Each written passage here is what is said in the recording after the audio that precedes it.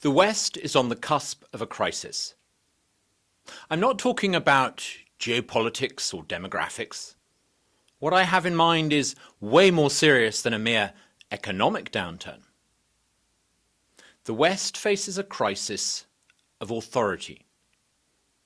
You see, power in society derives from authority.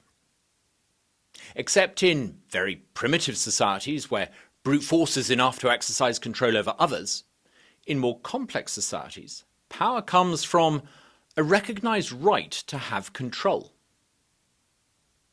This authority to hold power in turn derives from the idea of legitimacy. Those with power have power because they have a recognized right to power, and that right comes from a belief that the right to have power is valid. The key word there is belief. In order to believe in the legitimacy of authority and power, you have to have a belief system of some kind. Power, authority, and legitimacy are all ultimately anchored in a belief system, a worldview, if you like. We can see this in societies all around us today. For much of America's history, those who held political power in the United States derived their authority from the Constitution. It's the US Constitution that confers authority on the powerful. And that authority, the Constitution, is itself rooted in a belief system based on the concept of natural rights. We hold these truths to be self-evident, that all men are created equal, and that they are endowed by their Creator with certain inalienable rights. Now, that sentence from the Declaration of Independence is a pretty good summary of the foundational belief system of the American Republic. Different societies have power and authority derived from different belief systems. Communist China, for example, is governed by those who derive authority and legitimacy, at least in their eyes, from a belief system that is partly Marxist-Leninist and partly Chinese nationalist.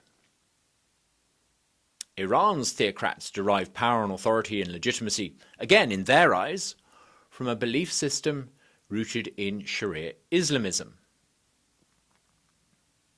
In the West, there's been a change in the belief system that underpins legitimacy and authority over the past half-century or so.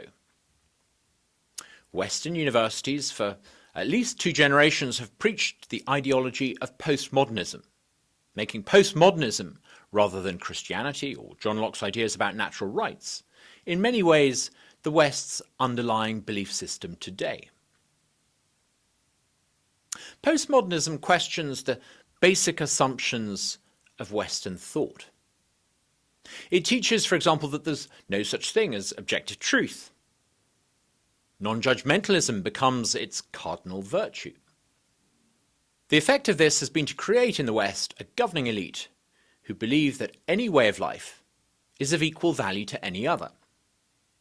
This has given rise to the creed of multiculturalism, a falsehood which maintains that all cultures are of equal worth and that people from different cultures are essentially interchangeable. Now, neither of those things are true. If every way of life was of equal worth, cultural progress would be impossible. Think about it for a moment. How we live in Europe or America today, where women are treated equally, would be no better or worse back in the days when wives were treated as chattel and bear baiting was widespread. We don't do those things anymore. There has been cultural progress. Now, it's only possible to believe that every culture is of equal worth if you know little about other cultures and perhaps not much about your own. So what happens when cultural relativists in the West come up against large numbers of people now living in the West who do believe in absolute truths, who don't accept postmodern relativism? How does our postmodern elite cope with those who believe absolute truths are derived, for example, from the teachings of a 6th century Arab prophet? The elite can't cope. And we can see this playing out on the streets of countries like Britain today. Thanks to cultural relativism, it's no longer regarded as essential to assimilate the large number of non-Western immigrants now living in the West. If every culture is of equal worth, why give up your culture when you move to Britain to become British, or move to the United States to become American? Multiculturalism, the idea that people from different cultures are interchangeable, is a fiction. It's not a fiction that can survive contact with actual cultural diversity. A recent study, for example, in the Netherlands, looked at the fiscal impact of different immigrants from different backgrounds. It showed very clearly that while immigrants from Western countries were a net positive contribution to the economy, immigrants to the Netherlands from the Horn of Africa and Muslim countries were a very large net drain. Immigrants that made a positive contribution tended to come from culturally compatible societies. There is a difference between different cultures. Millions of Europeans can now see this. They can see the evidence of their own eyes that people are not interchangeable. When it comes to immigration, it turns out that cultural compatibility really does matter. As the dogma of multiculturalism is discredited, it's going to have big consequences. It risks undermining the credibility not only of our elite, but of the postmodern belief system from which the elite derives authority. This perhaps helps explain why the authorities in Britain, for example, have been so swift and severe in dealing with those who challenge the postmodern orthodoxies online. They feel the vulnerability, and rightly so. When the belief system that underpins the legitimacy and authority of those with power in society loses credibility, the consequences can be swift and dramatic. We saw what happens when the credibility of the underlying creed collapses. The regime folds. In Soviet Russia, the old Marxist-Leninist belief system was discredited. The authority and power of the old regime swiftly followed. Something similar happened in apartheid South Africa. When the essentially Calvinist belief system fell apart, so too did the authority of those who had attempted to build a society on racially stratified lines. What would it look like when postmodernism begins to disintegrate as a credible belief system here in the West today? In the early 1970s, a French novelist, Jean Raspail, wrote a dystopian novel in which millions of people from what was then called the Third World decided to move en masse to Europe and North America.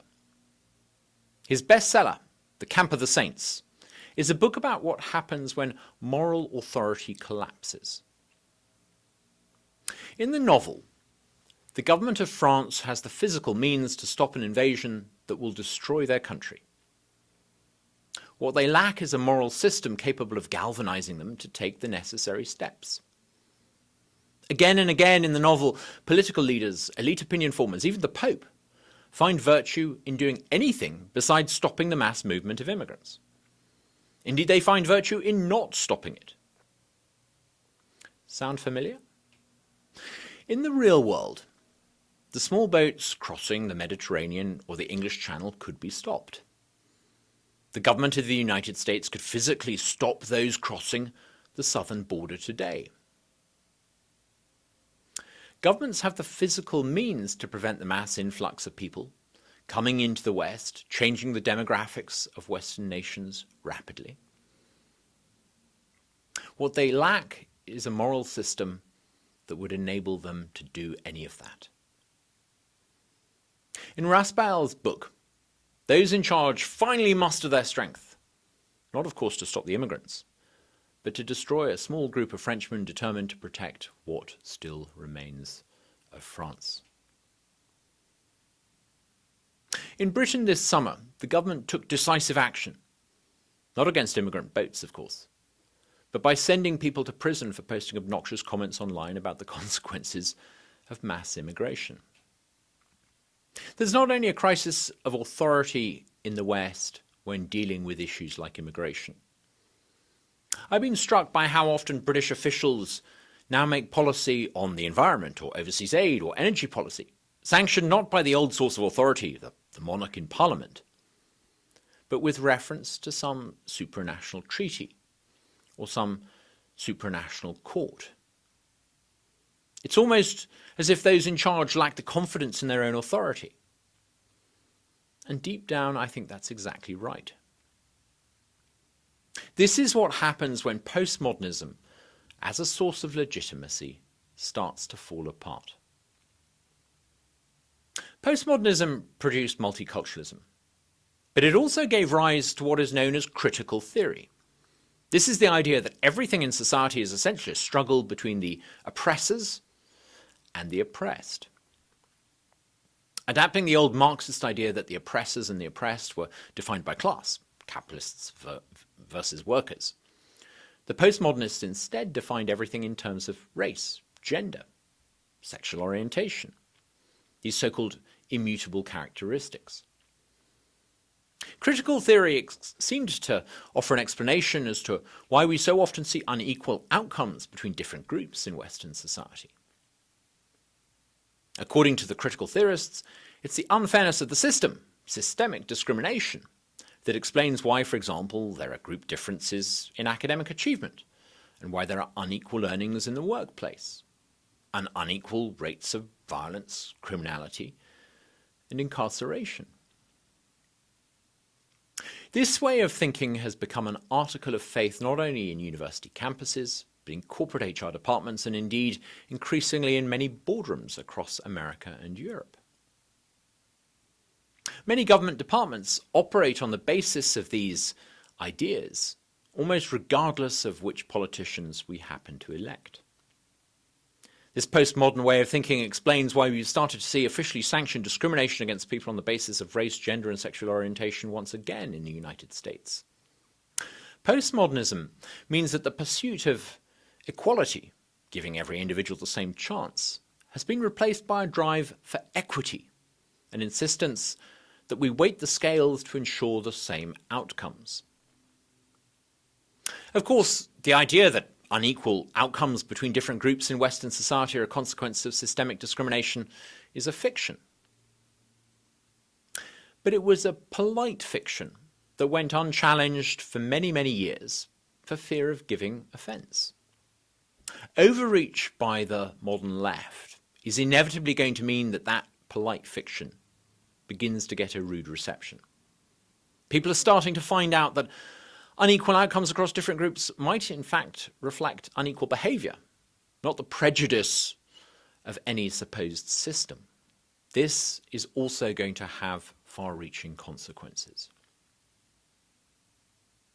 Harold Macmillan, a former British Prime Minister, once said, "We haven't overthrown the divine right of kings to fall down for the divine right of experts." It seems to me that that's almost precisely what Western states have done. Western societies are increasingly presided over, not by elected officials answerable to you, the voter, but unelected experts, accountable to no one. Economic experts run the Fed and the central banks and set interest rates.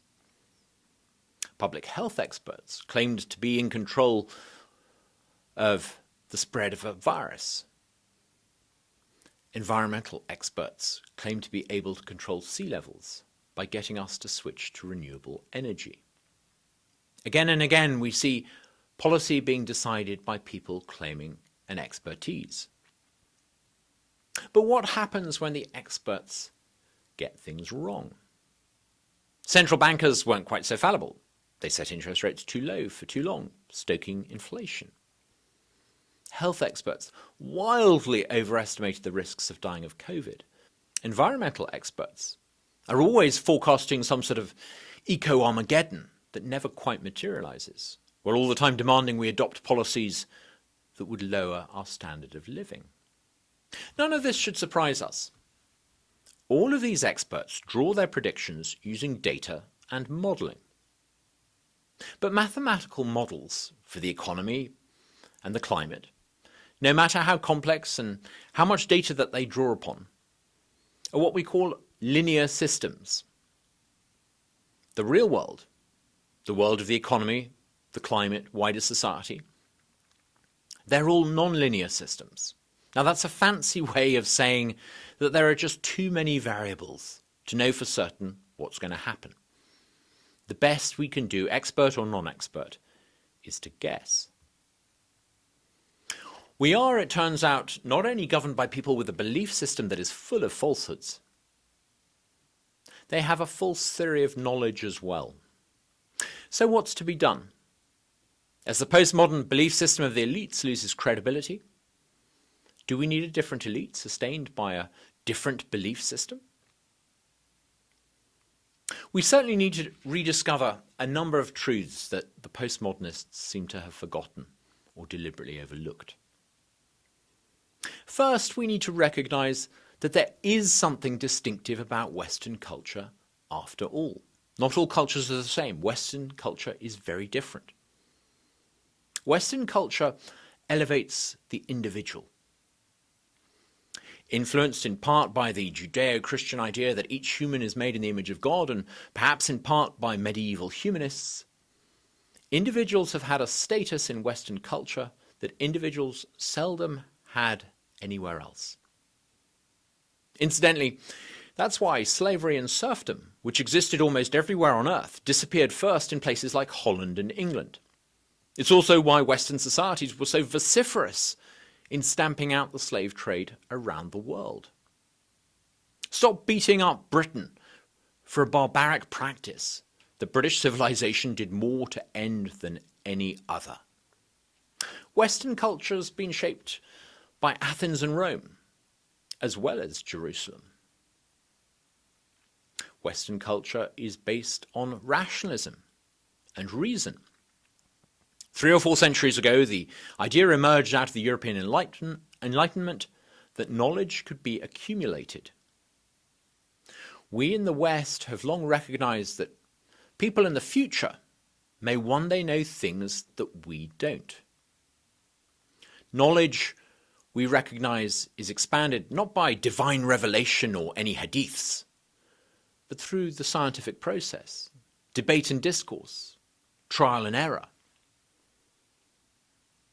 Most other cultures have at their heart the idea that someone or something has an authority of knowledge. Those with that authority know all that there is to know. We in the West don't accept that someone or something has an authority of knowledge. At least we haven't for several centuries. This is one of the reasons why Western civilization has been more scientifically advanced and technologically innovative than any other. Giving less weight to anyone claiming an authority of knowledge might even help explain why Western civilization has often produced a better way of life than any other. This is not an exhaustive account of what's distinctively Western. My aim is merely to make the point that Western civilization is distinctive and distinctly good. We need to return to the idea of natural rights, that each of us has a life to lead, that we should be allowed to get on and live our life as best we can. In the words of the rebel Thomas Rainbow during the English Civil War, "The poorest he hath a life to live as the greatest he. Every man that is to live under a government ought first by his own consent to put himself under that government." It's for each of us to live our life free from your idea of what is best for me. That's what was also meant when the American Declaration of Independence proclaimed that all men are created equal and in possession of inalienable rights. We should be equal before the law, not use the law to force upon us the same kind of outcomes.